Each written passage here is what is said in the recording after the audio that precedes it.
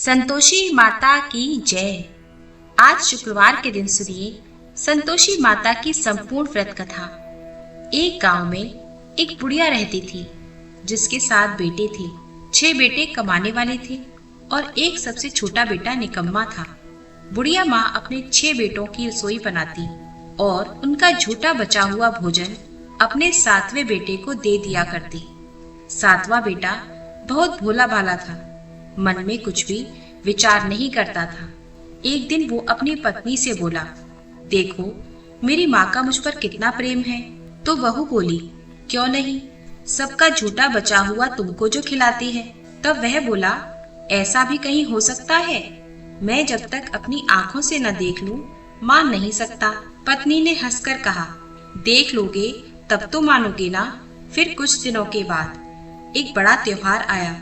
घर में 7 तरह के भोजन और चूरमा के लड्डू बने। वह पत्नी की बात को जांचने के लिए सिर दर्द का बहाना बनाकर पतला कपड़ा सिर पर ओढ़कर रसोई में जाकर सो गया और कपड़े में से सब देखता रहा। 6 भाई भोजन करने आए। उसने देखा कि माँ ने उनके लिए सुंदर सुंदर आसन बिछाए हैं, 7 तरह की रसोई परोसी और आग्रह कर करके उन्हें भोजन कराती रही। वह चुपचाप देखता रहा। 6 भाई भोजन करके उठ गए। तब माँ ने उनकी झूठी थालियों में से लड्डू के टुकड़ों को उठाया और एक लड्डू बनाया।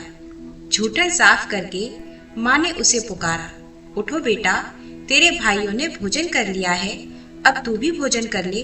तब उसने माँ से कहा, माँ मुझे भोजन नहीं करना, मैं परदेश जा रहा हूँ।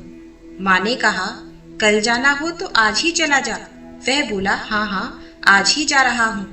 ऐसा कहकर वह घर से निकल गया। चलते चलते उसे अपनी पत्नी की याद आई। वह गौशाला में कंडे थाप रही थी। तभी वहां जाकर बोला, सुनो मेरे पास तो कुछ भी नहीं है। यह अंगूठी है, ये ले लो और अपनी कोई निशानी मुझे भी दे दो। पत्नी बोली, मेरे पास क्या है, ये गोबर भरा हाथ है। ऐसा कहकर उसकी पत्नी ने पीठ पर गोबर के हाथ की एक थाप मार दी। तब वह 7वां बेटा परदेश के लिए चल पड़ा। चलते चलते दूर देश में पहुंच गया। वहां पर एक साहूकार की दुकान थी। वहां जाकर बोला, सेठ जी मुझे नौकरी पर रख लो। साहूकार को नौकर की सख्त जरूरत थी। साहूकार ने कहा, काम देखकर तनख्वाह मिलेगी। उसने कहा, सेठ जी जैसा आप ठीक समझें। अब उसे साहूकार के यहाँ नौकरी मिल गई। वह वहां दिन रात मेहनत करके काम करने लगा। कुछ दिन में दुकान का लेन देन, हिसाब किताब, ग्राहकों को माल देना बेचना, सारा काम करने लगा। साहूकार के 7-8 नौकर थे। वे सब चक्कर खाने लगे। लेकिन उसने अपनी लगन, अपनी मेहनत, परिश्रम और ईमानदारी से सभी को पीछे छोड़ दिया और उसे फिर अपने किए का फल भी मिला। सेठ ने भी उसका काम देखा और 3 महीनों में ही उसे मुनाफे में अपना साझेदार बना लिया। परिश्रम करते करते 12 वर्षों में ही वह नगर का नामी सेठ बन गया और सेठ अपना सारा कारोबार उस पर छोड़कर बाहर चला गया। इधर घर पर उसकी पत्नी पर क्या बीती वह भी सुनिए। सास ससुर उसे अब दुख देने लगे। गृहस्थी का सारा काम करवाकर उसे जंगल लकड़ियां लेने भेजा करते। इस बीच घर की रोटियों के आटे से जो भूसी निकलती उसकी रोटी बनाकर रख दी जाती और फूटे नारियल की नरेली में पानी दिया जाता। इस तरह उसके दिन बीतने लगे। एक दिन जब वह जंगल में लकड़ी लेने जा रही थी तब उसे रास्ते में बहुत सी स्त्रियां संतोषी माता का व्रत करती दिखाई दी। वह वहां खड़ी होकर पूछने लगी, बहनों तुम ये किस देवी या देवता का व्रत कर रही हो और इसके करने से क्या फल मिलता है? इस व्रत को करने की क्या विधि है? यदि तुम अपने इस व्रत का विधान मुझे समझा कर कहोगी तो मैं तुम्हारा बड़ा एहसान मानूंगी। तब उनमें से एक स्त्री बोली, सुनो ये संतोषी माता का व्रत है। इसके करने से निर्धनता और दरिद्रता का नाश होता है, लक्ष्मी आती है, मन की चिंताएं दूर होती हैं, मन को प्रसन्नता और शांति मिलती है। जिसके संतान नहीं होती उसे संतान मिलती है, पुत्र की प्राप्ति होती है। पति बाहर गया हो तो शीघ्र ही लौट आता है। कुंवारी कन्याओं को मनपसंद वर मिलता है। चला मुकदमा खत्म हो जाता है। कलह कलेश की स्थिति हो तो मुख शांति होती है। घर में धन जमा हो, धन जायदाद का लाभ होता है। और जो कुछ भी मन में हो, जो कुछ भी कामना हो, संतोषी माता की कृपा से पूरी हो जाती है, इसमें संदेह नहीं। तब वह पूछने लगी, यह व्रत कैसे किया जाता है, यह भी बताओ तो बड़ी कृपा होगी। तब वह स्त्री कहने लगी, बहन, बिना परेशानी, श्रद्धा और प्रेम से जितना बन सके प्रसाद लेना। 5.25 पैसे से 5.25 आने या फिर इससे ज्यादा शक्ति और भक्ति के अनुसार गुड़ और चना लेना। हर शुक्रवार को निराहार रहकर कथा कहना सुनना। इसके बीच में क्रम टूटना नहीं चाहिए। लगातार नियम का पालन करना। सुनने वाला कोई ना मिले तो घी का दीपक जलाकर उसके आगे जल से भरा हुआ पात्र रखकर कथा कहना, परंतु नियम टूटना नहीं चाहिए। जब तक कार्य सिद्ध ना हो तो नियम का पालन करना और कार्य सिद्ध होने पर व्रत का उद्यापन करना। 3 मास में ही माता पूरा फल प्रदान करती है। यदि किसी के ग्रह खोटे हो तब भी माता 1 वर्ष में अवश्य उनको अनुकूल कर देती है। कार्य सिद्ध होने पर ही व्रत का उद्यापन करना, बीच में नहीं। उद्यापन में 2.5 सेर आटे का खाजा और इसी अनुसार खीर और चने का साग बनाना। 8 बच्चों को भोजन कराना। जहाँ तक मिले देवर जेठ भाई बंधुओं के लड़के लेना, ना मिले तो रिश्तेदारों और पड़ोसियों के लड़के बुलाना। उन्हें भोजन कराकर यथाशक्ति दक्षिणा देकर माता का नियम पूरा करना। ध्यान रखना उस दिन घर में कोई खटाई ना खाए। यह बात सुन वह वहाँ से चल पड़ी। रास्ते में लकड़ी के गट्ठर को उसने बेच दिया और उन पैसों में गुड़ और चना लेकर माता के व्रत की तैयारी कर आगे चली।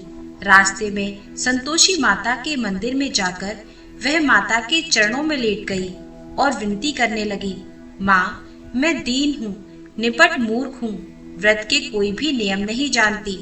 मैं बहुत दुखी हूँ।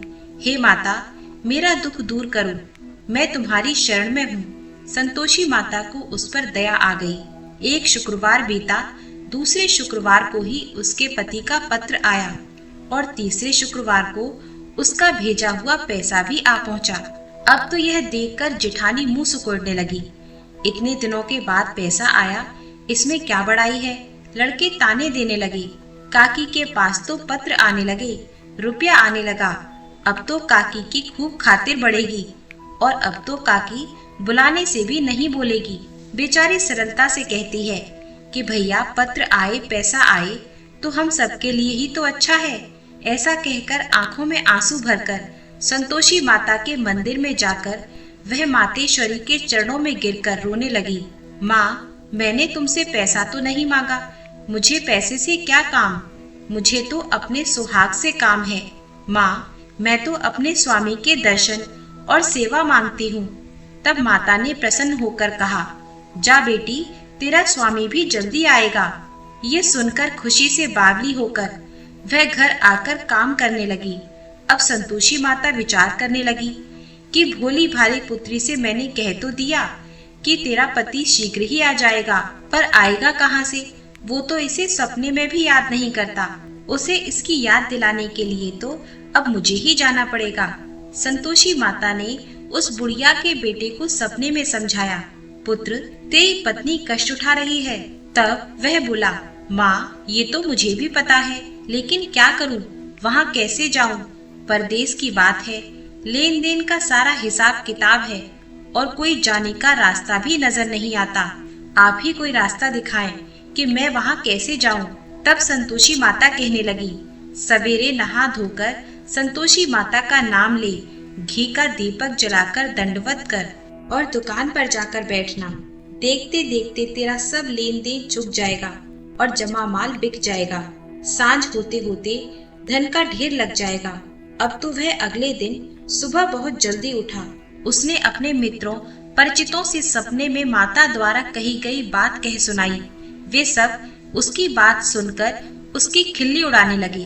कहने लगे, कहीं कभी सपने की बात भी सच होती है क्या?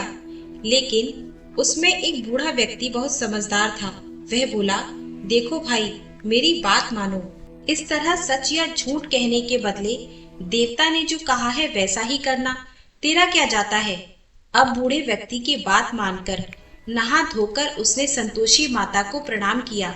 फिर घी का दीपक जलाकर दुकान पर जाकर बैठा और जैसा संतोषी माता ने कहा वैसा ही हुआ।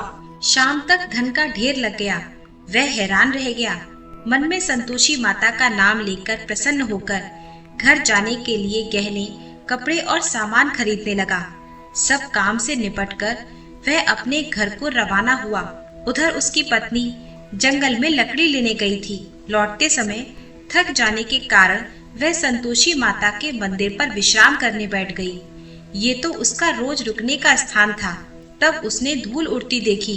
देखकर उसने माता से पूछा, हे माते, ये धूल कैसे उड़ रही है?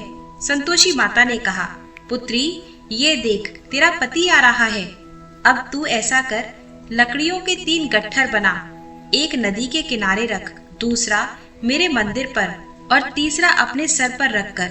तेरे पति को लकड़ी का गट्ठर देखकर मोह पैदा होगा। यह वहाँ रुकेगा, नाश्ता पानी करके माँ से मिलने जाएगा। तू लकड़ी का गट्ठर उठाकर जाना और बीच चौक में गट्ठर उठाकर 3 आवाजें जोर से लगाना। लो सासू जी, लकड़ियों का गट्ठर लो, भूसी की रोटी दो, नारियल के खोपरे में पानी दो। और आज कौन मेहमान आया है? ये सुनकर सास ने अपने द्वारा दिए हुए कष्टों को भुलाने के लिए कहा, बहू, तू ऐसा क्यों कह रही है? तेरा पति ही तो आया है। आ बैठ, मीठा भात खाकर कपड़े गहने पहन। पत्नी की आवाज सुनकर उसका पति बाहर आया। फिर उसके हाथ में अपनी अंगूठी देखकर और उसकी दशा देखकर व्याकुल हो गया। उसने अपनी माँ से पूछा, माँ, ये कौन है? माँ बोली, बेटा, तेरी ही तो पत्नी है। आज 12 वर्ष हो गए। जब से तू गया है तब से सारे गांव में जानवर की तरह भटकती फिरती है। कामकाज कुछ करती नहीं, 4 समय का खाना आकर खा जाती है। अब तुझे देखकर भूसी की रोटी और नारियल के खोपरे में पानी मांगती है। तब वह बोला, माँ, मैंने इसे भी देखा है और तुम्हें भी। मुझे दूसरे घर की चाबी दो, मैं उसमें रहूंगा। माँ ने कहा, ठीक है बेटा, जैसी तेरी मर्जी। कहकर माँ ने चाबी का गुच्छा बेटे के सामने रख दिया। उसने दूसरे घर को खोला, सारा सामान जमाया। एक ही दिन में वहाँ राजा के महल जैसा ठाट बाट हो गया। अब क्या था, वह सुख भोगने लगी। अगला शुक्रवार आने पर उसने अपने पति से कहा, सुनो, मुझे संतोषी माता का उद्यापन करना है। पति बोला, बहुत अच्छा, खुशी से कर लो। अब वह उद्यापन की तैयारी करने लगी। जेठ के लड़कों को भोजन के लिए बुलाने गई। उन्होंने मंजूर कर लिया, परंतु पीछे से जेठानी ने अपने बच्चों को सिखाया, देखो रे, भोजन के समय सब लोग खटाई मांगना, जिससे उसका उद्यापन पूरा न हो। अब लड़के भोजन करने आए। खीर खूब पेट भर के खाई, लेकिन माँ की बात याद आते ही लड़के कहने लगे, चाची, हमें कुछ खट्टा खाने को दे दो, खीर खाना हमें बिल्कुल भी अच्छा नहीं लगता। और लड़के उठकर खड़े हो गए। फिर बोले, लाओ पैसा दे दो। भोली भाली बहू कुछ भी नहीं जानती थी। उसने उन लड़कों को पैसे दे दिए। लड़कों ने बाजार जाकर उन पैसों से इमली खरीदी और खाई। यह सब देखकर अब बहू पर संतोषी माता का कोप हुआ। राजा के दूत उसके पति को पकड़कर ले गए। जेठानी कहने लगी, अब बस सब पता चल जाएगा जब जेल की रोटी खाएगा। बहू ये सब वचन सुनकर सहन नहीं कर पाई। वह संतोषी माता के मंदिर में गई और कहने लगी, माता, ये आपने क्या किया? हंसाकर आप मुझे क्यों रुलाने लगी? संतोषी माता बोली, पुत्री, तूने मेरा व्रत भंग किया है, इतनी जल्दी सारी बातें भुला दी। वह बोली, माँ, मैं तो कुछ भी नहीं भूली, ना ही मैंने कोई अपराध किया है। मुझे तो लड़कों ने भूल में डाल दिया, मुझे क्षमा करो। तब माँ बोली, ऐसी भूल भी कहीं होती है? वह बोली, अब कोई भूल नहीं होगी। अब बताओ, मेरे पति वापस कैसे आएंगे? संतोषी माता बोली, पुत्री, जा, तेरा पति तुझे रास्ते में आता मिलेगा। वह मंदिर से निकलकर बाहर आई तो रास्ते में उसे अपना पति आता हुआ मिला। उसने पूछा, कहाँ गए थे? तब वह बोला, इतना धन जो कमाया है उसका कर राजा ने मांगा था, वही भरने गया था। तब वह प्रसन्न होकर बोली, भला हुआ, अब घर चलो। फिर अगला शुक्रवार आया तब वह बोली, मुझे माता का उद्यापन करना है। पति ने कहा, ठीक है, करो। फिर वह जेठानी के लड़कों को भोजन करने के लिए बुलाने गई। जेठानी ने लड़कों को फिर सिखा दिया कि तुम पहले की तरह खटाई मांगना। अब की बार लड़के भोजन करने से पहले ही बोलने लगे, हमें खीर पूरी खाना अच्छा नहीं लगता, जी घबराता है, कुछ खटाई खाने को दे दो। तब वह बोली, खटाई तो खाने को नहीं मिलेगी, खाना है तो खाओ। उनके उठकर चले जाने पर उसने ब्राह्मणों के लड़कों को बुलाकर उन्हें भोजन कराया। दक्षिणा की जगह उन्हें एक एक फल दिया। इससे संतोषी माता प्रसन्न हो गई और माता की कृपा से 9 माह के बाद उसको चंद्रमा के समान एक सुंदर पुत्र प्राप्त हुआ। पुत्र को लेकर वह हर दिन संतोषी माता के मंदिर में जाने लगी। माँ ने सोचा, ये रोज आती है, आज क्यों ना मैं ही इसके घर चली जाऊं, इसका आसरा देखूं तो सही, ये कैसे रहती है, कहाँ रहती है। ये विचार कर माता ने भयानक रूप बनाया। गुड़ और चने से सना हुआ मुख, ऊपर से मुंड के समान होठ, उस पर मक्खियां भिनभिना रही थीं। दहलीज पर पैर रखते ही उसकी सास चिल्लाने लगी, देखो रे, कोई चुड़ैल डाकनी चली आ रही है, जल्दी से भगाओ इसे, नहीं तो सबको खा जाएगी। बहू रोशनदान से देख रही थी। वह प्रसन्न हो उठी, आज मेरी माता मेरे घर आई है, ऐसा कहकर दूध पीते बच्चे को गोद से उतार दिया। ये सब देखकर सास क्रोध में बोली, अरे देखो तो जरा इसका उतावलापन, कैसे उतावली हुई जा रही है, जो बच्चे को ही पटक दिया। इतने में ही माँ के प्रताप से जहाँ देखो वहाँ लड़के ही लड़के नजर आने लगे। वह बोली, माँ जी, मैं जिनका व्रत करती हूँ ये वही संतोषी माता है। ऐसा कहकर उसने झट से घर के सारे किवाड़ खोल दिए। सबने फिर तो माता की चरण पकड़ लिए और विनती करके कहने लगे, हे माता, हम मूर्ख हैं, अज्ञानी हैं, आपके व्रत की विधि हम नहीं जानते, आपका व्रत भंग कर हमने बड़ा पाप किया है। हे माते, आप हमारे सभी अपराधों को क्षमा करो। इस तरह बार बार कहने पर संतोषी माता प्रसन्न हो गई। इसके बाद उसकी सास कहने लगी, हे संतोषी माता, आपने बहू को जैसा फल दिया वैसा फल सबको देना। जो ये कथा पढ़े सुने उसके भी सभी मनोरथ पूर्ण करना। प्रेम से बोलिए, संतोषी माता की जय।